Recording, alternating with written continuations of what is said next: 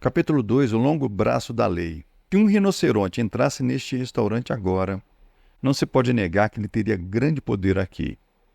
Mas eu seria o primeiro a me levantar e torná-lo ciente de que ele não tinha qualquer autoridade. G. K. Chesterton. A carne é um rinoceronte.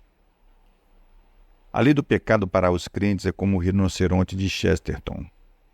A única regra moral e autorizada sobre os crentes é o reino e o reinado de Deus. O pecado que habita no coração é um usurpador do trono que, como o rinoceronte, pode às vezes se impor sobre nós.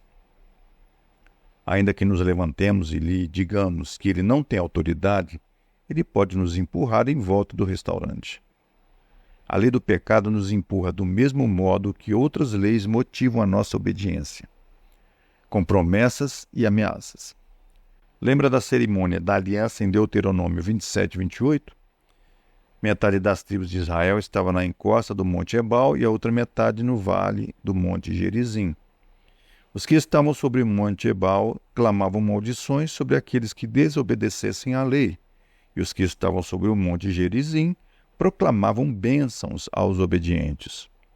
Quando existe uma força por trás das ameaças e promessas que podem lhes fazer bem, as pessoas são motivadas a obedecer. As recompensas do pecado. Os prazeres do pecado são a recompensa que ele oferece. Recompensas pelas quais a maioria das pessoas venderia a própria alma. Hebreus 11, 24 a 26 faz alusão a uma batalha pelo coração de Moisés.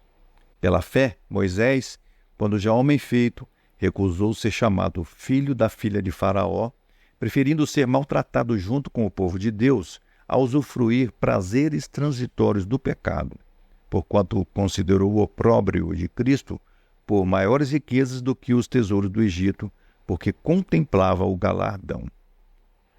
A batalha era entre a lei do pecado e a lei da graça. As recompensas que o pecado ofereceu a Moisés devem ter sido grandes. Honra entre os egípcios, riquezas além de qualquer coisa que ele pudesse ver entre o povo de Israel, os deleites intelectuais de debater com as mais altas mentes do Egito, os prazeres sensuais da comida fina, mulheres e diversões. Você pode ver em seu próprio coração o quão convincentes e escravizadoras são as recompensas do pecado. Moisés é um dos poucos em quem as recompensas da graça prevaleceram. As punições do pecado. Uma coisa que Moisés enfrentou por não ter se inclinado ao pecado foi a vida de maus tratos e opróbrio, versículo 25 e 26. Essas são as ameaças de punição pela desobediência à lei do pecado, que é obedecer a Deus. Toda sorte de males, dificuldades e perigos neste mundo são prometidos àqueles que seguem a Cristo, e o pecado adora exibi-los diante dos olhos dos crentes.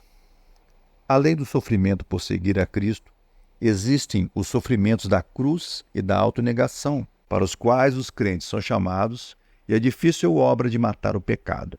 O escritor de Hebreus fala em resistir ao pecado até ao sangue, Hebreus 12, 4. A vida de discípulo não é para o medroso. A maioria prefere se entregar ao pecado do que optar pela dolorosa obra de tomar a sua cruz e nela pregar a sua carne. Um trabalho interior. Dante encontrou Brutus, Cássio e Judas no mais profundo buraco do inferno. Aqueles que são traidores, que ganham a confiança de seus amigos e então os traem, são os mais perversos de todos. O pecado que habita em nós é o nosso Judas. A lei do pecado não trabalha em nós do lado de fora. Nós a carregamos dentro de nós. Não se trata de uma lei escrita que simplesmente nos dirige por decreto. Ela é inata, trabalhando, compelindo e incitando-nos das profundezas do nosso coração. Paulo a chama de o pecado que habita em mim, Romanos 7,17. O mal reside em mim, versículo 21. Outra lei trabalhando nos membros do meu corpo, e a lei do pecado trabalhando nos meus membros, versículo 23.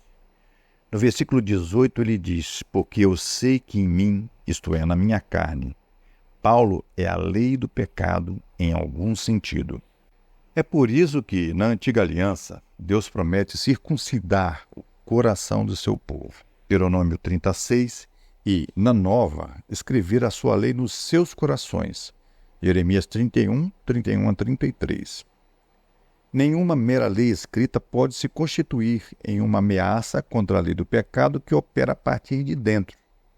Agitar uma cópia dos 10 mandamentos no rosto de alguém que esteja dominado pelo pecado e ordenar que ele se submeta é tão eficiente como tentar fazer um rinoceronte pular batendo nas ancas dele com uma folha de capim.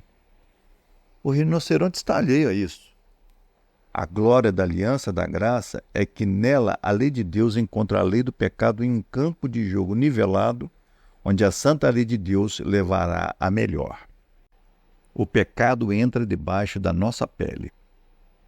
E mais, desde que a lei do pecado está dentro de nós, ela tem algumas vantagens irritantes.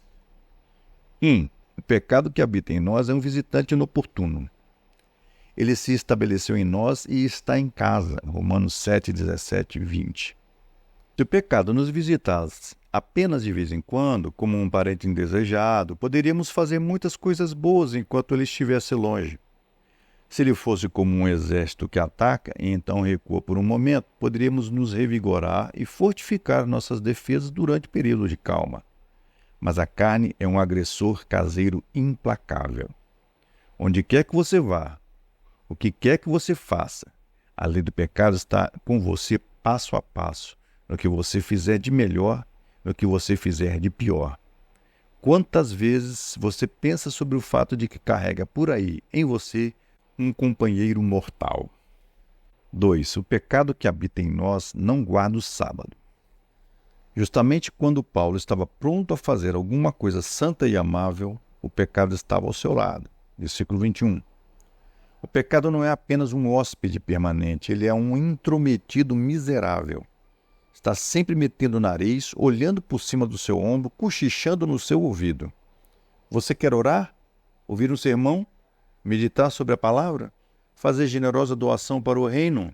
Encorajar um irmão? Resistir à tentação? Essa peste odiosa e perversa está na sua frente com milhares de distrações e surpresas, certificando-se de que você não possa alcançar o bem que pretende. Verso 18, Gálatas 5:17. E isso nos deixa desesperados. 3. O pecado faz o seu trabalho sujo com a maior facilidade. Uma vez que trabalha de dentro, ele nos assedia. Hebreus 12:1. Não precisa de ajuda externa, ainda que o diabo e o mundo estejam sempre dispostos a dar uma mãozinha. Não existe dever espiritual, nada de bom a que você se proponha, sem que sinta o sopro da resistência do pecado no seu rosto. Deus ordena acreditar que ele é bom e sábio quando você perde um amigo. O pecado dentro de nós age furtivamente, semeando dúvida e desconfiança. Deus manda que você ajude um vizinho em necessidade? Lá está o pecado com a apatia e o pão-durismo à mão. Deus quer que você deseje a vinda de Cristo? Aqui está o pecado, agitando diante dos seus olhos as quinquilharias deste mundo. Você está lutando contra o rinoceronte? Se você leu este capítulo e viu um áspero chifre se inclinando sobre a sua alma, sua carne bufando e com as garras prontas para atacar, existe esperança. Quanto mais você descobre o poder do pecado interior, menos sofrerá os seus efeitos. Porque quanto melhor conhecer esse rinoceronte, mais você irá odiá-lo. E à medida que o odiar, e não mais que isso, você conquistará graça contra ele. Mas se não estiver driblando o chifre do rinoceronte dia e noite em uma luta contra o pecado, pode ser que tenha feito as pazes com o rinoceronte. Você está voluntária e alegremente sob o poder e a direção dele. Nesse caso, deveria duvidar de que tenha nascido de Deus. Ninguém que é nascido de Deus pode conviver em paz com o pecado. 1 João 3:9. Eu apelo a você, pelo bem da sua alma, corra para Cristo. Somente Ele pode matar o rinoceronte que está dentro do seu coração.